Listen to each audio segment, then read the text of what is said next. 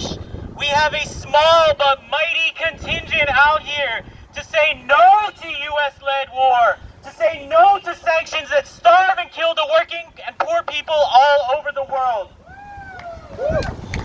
As we look across the world at the ongoing suffering caused by US imperialism, from Eastern Europe to West and Central Asia, from the Horn of Africa to Latin America, from the Caribbean to right here in so-called Portland, I think it's important that we also look at the ongoing resistance to US imperialism, of which we are all a part today.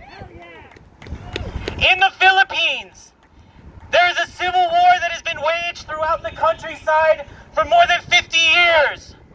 The New People's Army, led by the Communist Party of the Philippines, has been waging a tireless struggle, a people's war, against the puppet forces of US imperialism. That's right.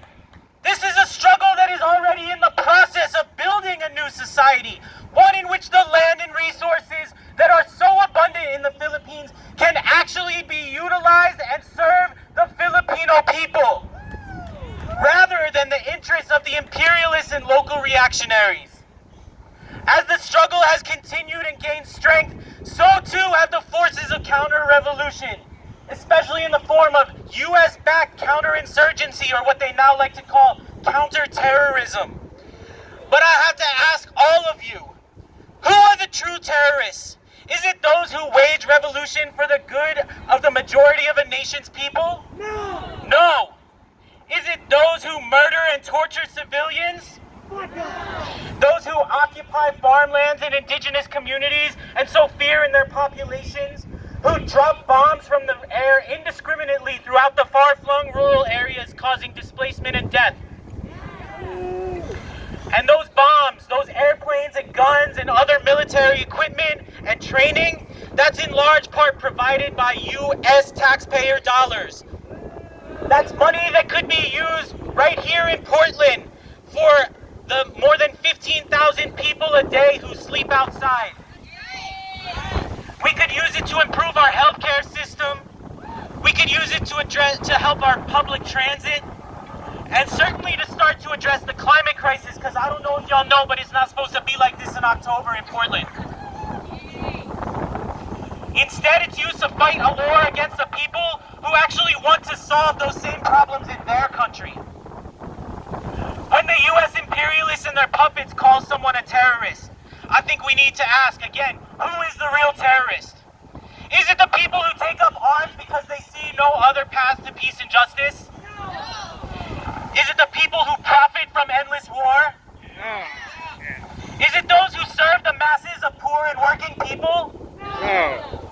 Or is it those who serve the small portion of the population who grow richer off of our suffering? Yeah.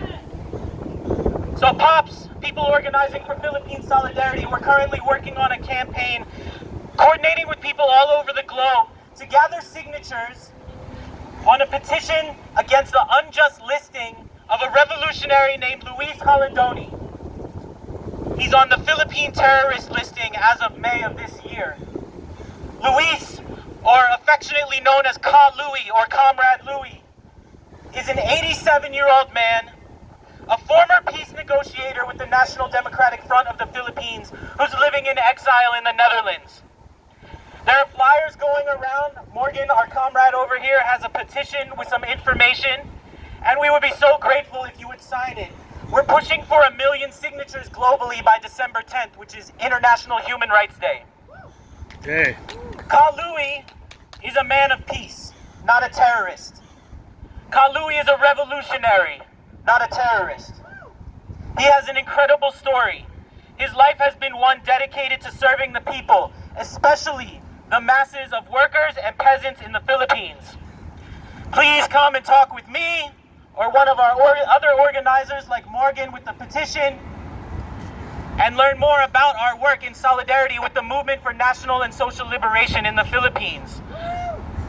So while we might be small and mighty today, I hope each one of us can step out from this mobilization and grow, so we can be a little bit bigger and a little bit mightier tomorrow, and a little bit bigger and a little bit mightier next week, and a little bit bigger and a little bit mightier by the end of the year.